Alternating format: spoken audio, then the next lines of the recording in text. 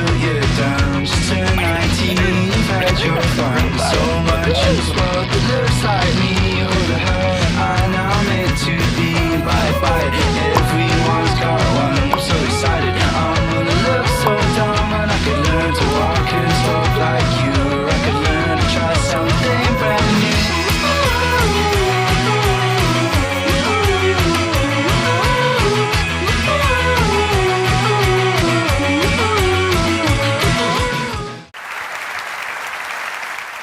We need you guys to do something for us.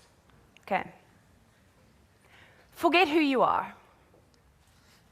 No, seriously, just try and forget who you are. Forget you're the guy who's good at maths, or you're the girl who always wins the arguments, destined to be a lawyer. Forget who you are. Forget who you think you are. Because that's what we did, and somehow we ended up here. We're a creative team from an advertising agency called M&C Saatchi Abel. We have a lot of clients. One of them is the Haven Night Shelter. This is Max. Say hi, Max. And he's an art director. Simply speaking, he works with visuals. My name is Kayli, and I'm a copywriter. Hi, Kayli. Hi, Kayli. Simply speaking, I work with words. Every day, we try and come up with creative solutions to our clients' problems, and we make adverts. In any job, no matter what the industry, you have a role, and you tend to stick to it. You get taught what to do, and that's just it. Every day, we get to make ads. Sometimes they're good, and sometimes they're great, but at the end of the day, they're just ads. Until one day, we decided we wanted to become more. We wanted to use our skills to actually make a difference. But let's backtrack a little, and let's look at how we forgot who we were. We work in Greenpoint, and as everyone knows, it's a very hip and trendy part of Cape Town. There are a lot of people eating in expensive restaurants, shopping at designer stores, and even living in hotels. But at the same time, there's a huge homeless problem in the area. Every day from our office balcony, we see the haves and the have-nots cross each other's paths, but they never actually meet. We don't like to call people rich or poor, because we work in Greenpoint and we certainly are not rich, but we do have a lot more than the homeless.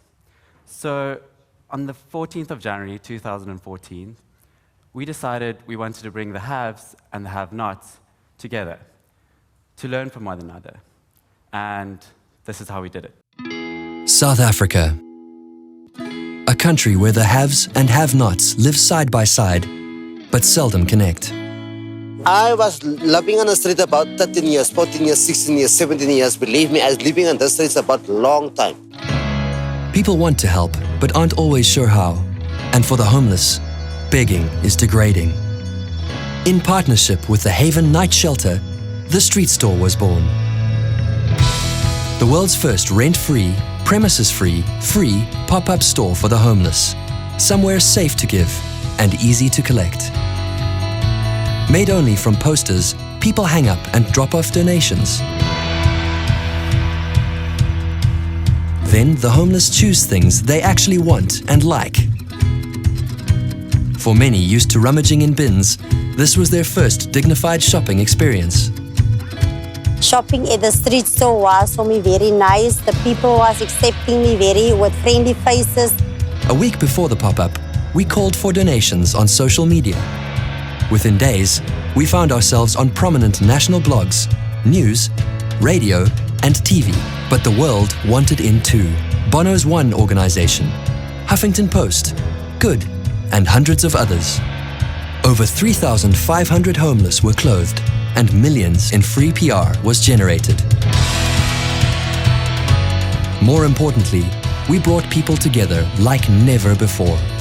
But homelessness is international, so we went open source. Anyone can download the artwork and host their own street store. To date, 121 people have signed up.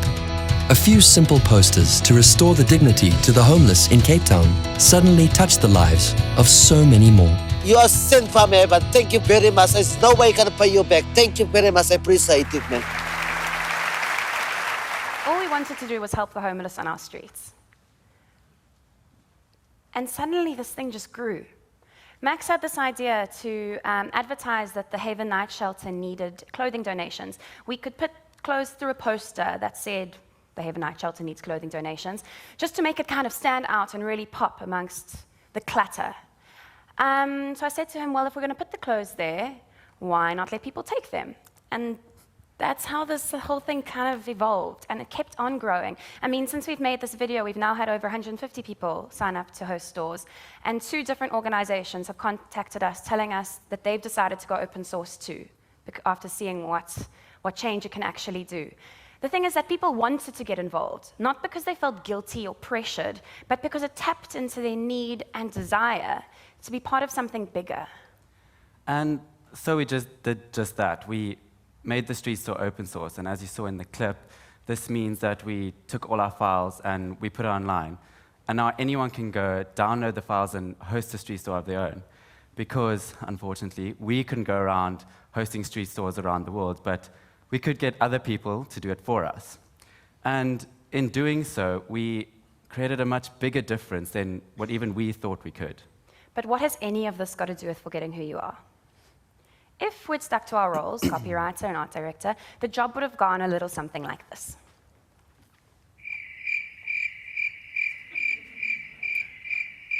You see, it wouldn't have happened. If we'd stuck to our roles, we would have just carried on making adverts, sometimes good and great ones, but we just would have carried on making adverts for our clients. But instead, we saw a problem, and we decided that we could find a way to help make it a little bit better. Forgetting who you are isn't just about yourself personally. It's the way you look at things, it's your ideas, it's the way you see the world.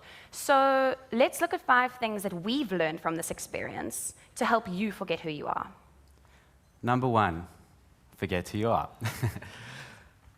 Yes, it's true, I'm an art director and Kayli's a copywriter, but sometimes we swap roles.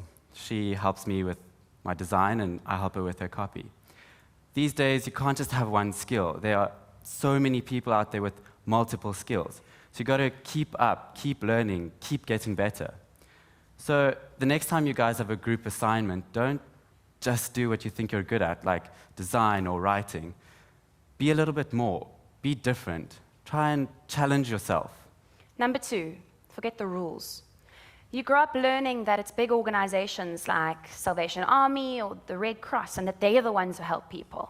And while it's true, it makes us feel like we don't have to do it ourselves because there's someone doing it for us. It's because we're not from a big organization that we didn't have rules or structures holding us back. It let us think out of the box. We also didn't have any preconceptions about the correct way to do things. If our client, the Haven, had decided that they wanted to have a fundraiser, they probably would have sent out an email.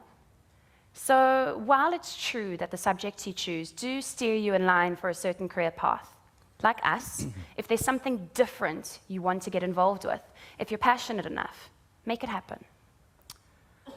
Forget the right way. For years, giving donations has meant going to a shelter or depositing some money into some random bank account. But why? Why must the process be so cold and emotionless? Why not change it? Because, believe it or not, change is good. As with everything in life, whether you're studying or preparing for exams, if you maybe just forget the right way, you might find you come up with a better way. Forget the old school. Back in the day, it was your idea that made you powerful. But if we had kept our idea to ourselves, what real change could we have made? By going open source, we've given people around the world a platform to host something to help the homeless in their community. It's a lot more than the 2 of us could have done by ourselves. These days, it's not your idea that makes you. It's actually what you do with it that does. Forget the fear. It's scary doing something different, something out of your comfort zone. Very much like this moment for me right now. We had meeting after meeting discussing what could possibly go wrong with this project. And it wasn't until we realized that we were getting absolutely nowhere, the project's going nowhere, that we just said to ourselves, let's just do it and see what happens. So if you're scared to ask for help or to have an opinion or just to be different. Try and forget the fear, just for a second. I promise you, it's not as scary as you think. If you can do all these things, forget who you are, forget the rules, the right way, the old school, and the fear, you can do and become so much more. And you'll see how it changes you.